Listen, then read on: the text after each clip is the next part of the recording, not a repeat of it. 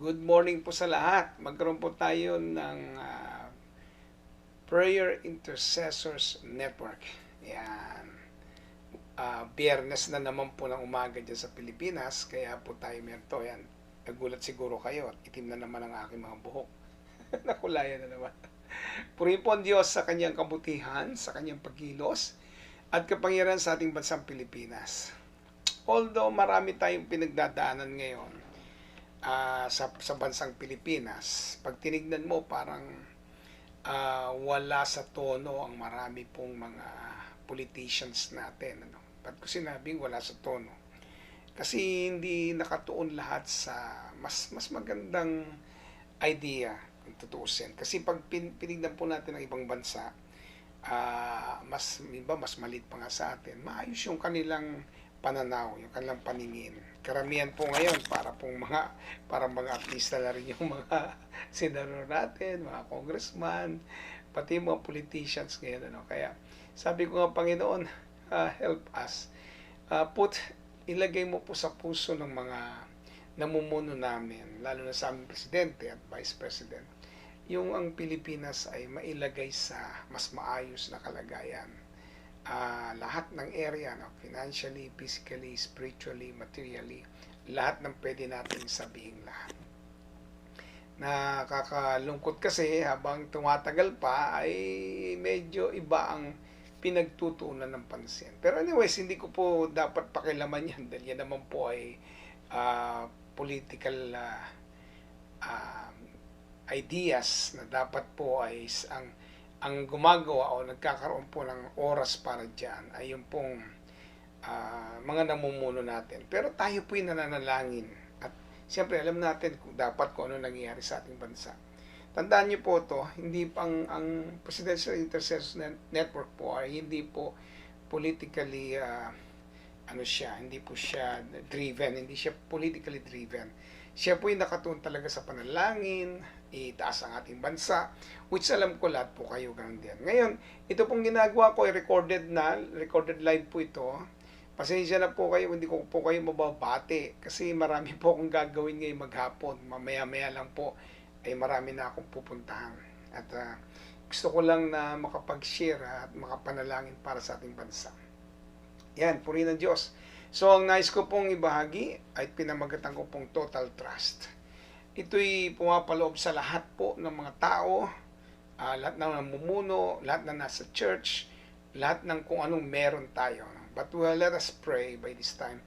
God, I thank you so much sa aking mga kapatid na nilalapit ko po ngayon ang oras na ito sa aming Presidential Intercessors Network. Samahan mo po kami, Panginoon, at ikaw po ang siyang aming maparangalan, mapasalamatan sa lahat ng bagay. Salamat po, Ama. Ito po ang aming samot panalangin sa pangalan po ni Jesus. Amen and amen. Ngayon, hindi po tayo aalis sa ating librong inaaral, hindi naman inaaral, kundi pinagtutuunan ng ating devotion. Marami na tayo natutunan sa librong ito, pero at ito po ang aking babasahin ngayon sa Job chapter 12. Yan, nasa book of Job pa rin tayo. Chapter 12, ililiko na lamang natin sa ating Presidential Intercessors Network. Sabi, just ask the animals and they will teach you. Ask the bird of the sky and they will tell you. Speak to the earth and it will instruct you. Let the fish in the sea speak to you. Verse 9, For they all know that my disaster has come from the hand of the Lord. Verse 10, For the life of every living thing is in His hand, and the breath of every human being. Pagpalain po tayo ng mga talatang binasa natin. Ito po yung mga binanggit ni Pablo, kasi parang medyo yung kanyang mga kasama at kaibigan ay talagang tumututok sa kanya. Ibig sabihin, tinututukan siya sa kanyang pagkatao at parang pinipilit na bungkalin. At gusto nilang patunayan na, Job, marami ka kasing ginawang kasalanan kaya kaganyan. Ba't nga ba ganun ang tao? No? Ang iniisip kaya ang isang tao ay may disastrous kind of experiences sa life nila kasi ang daming ginawang kasalanan yan eh. Ganun lagi, di ba?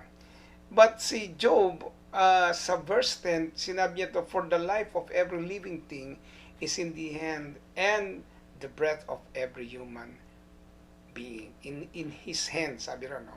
Nasa kamay ng Diyos lahat ng buhay ng tao. At pagkatapos, kasama na rin ang kanilang paghinga. Kasi ang gustong patunayan ni Job dito, tingnan nyo, sabi niya, just ask the animals. They will teach you. Ask the bird of the sky, and they will tell you. Speak to the earth, and it will instruct you. Let the fish in the sea speak to you. For they all know that my disasters has come from the hand of God, or the Lord, hand of the Lord. Grabe, no? May mga bagay tayong dapat pansinin dito, no? Ito po yun. 3 places that speaks about the wisdom of God. It's all about wisdom. Kung tutusin na, para makuha mo, sabi ni Job, para makuha ninyo na itong nangyayari sa akin ay nasa kamay ito ng Diyos eh. Siyang nakakalam eh. Siguro, nung nagmumuni-muni si Job, at iniisip niya, tinitingnan niya yung sarili niya, nakikita niya na wala naman akong nagawang masyadong matinding kasalanan para magkaroon ako ng ganitong karanasan. Alam niyo, sa pagbabasa ko po, may napansin po ako dito. Pero hindi ko po dito isisingit yung katuruan na yan, yung teaching na yan. May napansin lang ako at gusto ko sanang mabigyan ito ng time para maisip natin lahat. Akala lang natin, basta na lang, sige, lagay natin yung buhay ni Job. Parang ganun ang Bible, no? Sige, bahala na siya. Alam nyo, meron pala dong napakalagang chapter na gusto ko pong bigyan ng pansin. Sa susunod po natin pag-uusap. Alam kong hintayin po ninyo yun at maganda po kasi. 3 places that speaks about the wisdom of God. Sabi niya una, yung mga birds. Ang mga ibon, isinama na yan sa teaching ni Jesus Christ. Alam nyo, pag binasa po natin ang Matthew, yung book of Matthew, doon niya binanggit yan eh. Sinabi niya sa Matthew chapter 6, sabi niya, tingnan nyo ang mga fowls of the air. Yan po yung mga ibon. Sabi niya, wala naman diyang nagsasaka. Diba? Wala siya dyan nagsasaka. Pansinin nyo po yung sinabi ni Jesus Christ, ha? Hango ito sa mga sinasabi rin ni Job na panggagalingan ng wisdom. Sabi, hindi naman sila nagsasaka, nagbubungkal. They never till the soil of the field, sabi ni Jesus Christ. But the Father in heaven feeds them. Ang amang sumasalangit ang nagpapakain sa kanila. Wow, nakakatuwa. Naiisip natin na merong Diyos na nagpapakain sa mga ibon na ito. Well, ang isang bagay na maunawaan ko dito, yung pangalawang sinabi niya rin. Sabi niya, sinasigurado ko sa inyo, sabi niya ngayon, walang alumang ibon na bumabagsak na hindi alam ng Ama. So, napansin mo, even sa birds, ay pinakita doon ng Diyos that God is really in control. Diba? Yung pagkain nila, kamatayan nila, alam ng Ama. It's in the hands of the Father. So, yun yung naisip ni Job. So, yung iniisip ni Job na naisabi rin naman ni Jesus Christ sa Matthew chapter 6. Kung titignan niyo pong mabuti, si Job sa panahon niya wala pa silang hawak, maliban na lamang dun sa tablet. Wala namang may hawak ng tablet kundi nandun dun sa ano, or hindi pa yata inabot yun. Kasi hindi nga malaman kung yung Book of Job ay ayon ito sa panahon na nauna pa bago pa dumating sila Abraham. Meron kasing ganon, dahil yung mga sinasabi niyang Leviathan, wala kasing makikitaan ka na talaga nagpapaliwanag ng tungkol sa ganon. In other words po, ay naisip nila na yung Book of Job ay nauna pa kila Abraham, possible, yun ang inaano nila. Or papasabay ni Abraham, parang ganon. Pero wala siyang alam na istorya, wala siyang alam hawak na libro, wala siyang hawak na anumang tablet sa kamay niya. Pero isang nakita ko kay Job, grabe. Nakikita niya, alam niya, kung ano yung dapat pag-usapan dito para magkaroon ng wisdom na galing sa Lord. Tinignan niya mga ibon, yung sky, air, and atmosphere. Tinignan niya po lahat yan. Nangusap sa kanya ang Diyos tungkol dyan. Alam niyo, may mga taong pag nagsik kay God, hindi man Bible ang hawak, kasi nung panahon wala pang ang Bible, katulad ni Job, ay nakikita nila yung wisdom, yung kamay ng Diyos, at talagang wow, eksperyensado sila sa Panginoon. Kasi ibang klase po eh. Nangungusap po yung mga bagay na sa paligid mo. Pagka pala dumating ka sa ganyang pagkakataon, alam mo na ang Diyos may sinasabi sa iyo. Si Jesus Christ, di ba? Ang sinasabi niya yung lilies, sinasabi niya yung ibon, sinasabi niya yung mga isda. He's talking all of it. Alam niyo kung bakit? Dahil alam ni Jesus Christ, there is wisdom with those people, those things. Pangalawa, yung earth, the ground. Yan. Alam ni Lord kung paanong tumubo yung halaman. Di ba? Sabi niya, first the bud. Pagka tinignan natin, di ba? Iniisa-isa niya. Tapos, except a corn of wheat. Lahat ng mga sample niya, it talks about the ground, what's in the ground, di ba?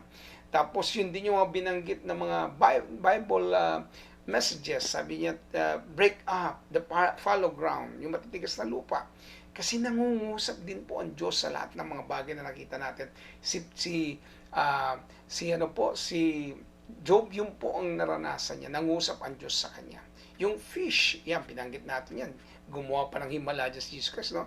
Yung sea, yung river, yung water, ayan ang ginamit pa ni Jesus Christ para sa John chapter 7. Kung di ako nagkakamali, 38, di ba? Yan pang ginamit niya, yung rivers flow like a rivers of water, about the Holy Spirit. Sa John chapter 4, binanggit niya rin yung water. At patungkol sa kaligtasan na meron tayo. At yung kausap niya, yung babae naman sa well, di ba? At sabi niya, yung water of life, yung living water, siya yun. In other words, pag tinignan nyo talaga, si Job, nung oras na yon, para makuha niya mga mensahe din ng Diyos, tinitignan niya kung paanong nag-exist ang lahat ng ito. Ayan. Nakita niya kung paano. Hindi man by science, kasi hindi naman siya scientist, but he is a believer. He believes in God. He knows what's inside sa mga bagay na yun. Now, dapat tayo eh. Paano mo ba nalalaman ng isang tao ay total trust kay God? Una, siyempre, isa sa mga masasabi ko dyan eh, hindi siya nakabase sa kanyang cellphone. Hindi siya nakabase sa kanyang iPad or computer. Ano ba? Mga technologies, hindi yon. Nakabase siya sa kung anong ginagawa ng Diyos sa paligid niya. Ayan, pinakikiramdaman mo, nalalaman mo may ginagawa ang Diyos. Kasi yung iyong spirit ay connected sa bawat movement ng paligid where God speaks, di ba? Nangungusap siya. Actually, pag binalikan natin yung verse, alam niyo naman yung sinabi niya, no? Ito yung binanggit niya. Balikan po natin yung verse. Ito po sabi niya. Sabi niya ganyan, no? Ask, tanungin mo. Speak to the earth. Kausapin mo. Di ba yan? Alam nila na lahat ng ito nangyari sa akin ay nasa kamay ng Diyos. Ang naging courage pa pala kay Job, yung nasa paligid niya. Siguro nakita niya yung ibon, hindi pinabayaan ng Diyos, hindi niya rin ako pababayaan. At kung mamatay ako, di alam niya na. Sabi nga niya eh, pupunta na ako sa lugar na hindi na ako babalik. Okay lang sa kanya. Well, minsan pwede natin sabihin sa Lord yun eh. Lord, kung bubuhayin mo pa ako, gamitin mo ako ng gusto. Kung hindi naman, praise God, magkikita na tayo. Parang Diablo ay matakot na isipin niya, pambihira itong taong to. Hindi natitinag. Ganun talaga eh. Tayong lahat ay sinasama ng Lord. Tingnan nyo sabi ka dito, tanungin mo ang mga ibon, at sasabihin nila sa iyo, kausapin mong langit, ang lupa, ayan, i-instruct ka ba? At hayaan mo mga isda ay mangusap din sa iyo sa dagat, di ba? Alam nyo, kaya minsan ini-imagine ko how the Lord create these things and how Adam talk to them, to the fish, to the birds, lahat yan. Grabe. Adam had done such great things that all of us ay nakinabang. Pinangalanan niya lahat ng hayop, lahat ng bagay. Tapos may mga naglalagay dyan scientifically itong pangalan. But Adam already put names on them. Di ba? At alam mo, kung meron mang mangyayari sa iyo, makikita mo yan. Ang lupa hindi niya pinabayaan. Ang mga ibon hindi niya pinabayaan. At ang isda, sinamaan ng Diyos kahit mahirap huminga sa ilalim ng dagat. At ginawa niya lahat ito kasi ganun ka rin, di ba? Ganun ka rin. Nasa kamay ako ng Diyos, sabi ni Job. Alam ng Diyos ang kanyang ginagawa. Now, bilang pagtapos po ay gusto ko pong iwanan ng mga salitang ito. Nakaka-encourage, nakaka-inganyo. One of the greatest characteristics of Job is his total trust to God. Ganon din sana tayo. Let us all have a total trust in God. Sige po. Ito yung gusto ko marinig o malaman ng ating presidente at vice presidente, that they will have a total trust in God. Yung talagang ang kanilang pagtitiwala sa Diyos ay grabe. Sana nga, no? Lahat sila, si Inday Sara, Vice President Inday Sara Duterte Carpio, lalo na ang ating presidente Bongbong Marcos Jr., ay wag doon sa iniwan ng ama niya o anumang talinong binigay sa kanya, kundi yung total trust with God. Gusto natin makita lahat yan. But anyways, let's pray. Tayo po'y manalangin. And let's have this prayer right now. Tayo po'y lahat manalangin. At kayo po'y magdideclare din po ako sa inyo. Our Father in heaven, we remember to pray for President Ferdinand R. Marcos Jr., being the leader of our nation. Grant him today the fear of the Lord, wisdom, knowledge, and understanding, good health, protection, and favor with you and men in the performance of his duties and responsibilities for the benefit of our beloved nation. Let there be peace, order, and prosperity in our land under his leadership. We also pray for blessings and guidance upon our Vice President Sara Duterte Carpio, the members of the cabinet, all the local officials and government employees, the Philippine National Police, the Armed Forces of the Philippines, and all law enforcement agencies, the legislators, the Senate, the Congress, the justices in the Supreme Court, the Court of Appeals, and the other judges in the judiciary.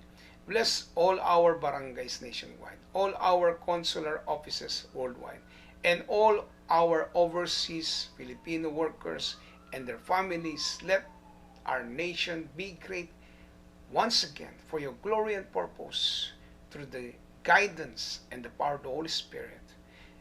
In Jesus' name. And God, I also lift unto you these people who join me in this Presidential Intercessors Network. Thank you for their lives, O Lord. Thank you for being so good to them, Panginoon. I ask God Almighty that let there be an open wisdom, that they will see, Panginoon, makita nila yung paligid nila, the clouds, the sky will speak to them, Lord. Everything, even the birds of the air, and all the creeping things, or all that's walking animals, Lord, that they will see and speak your glory, O God Almighty.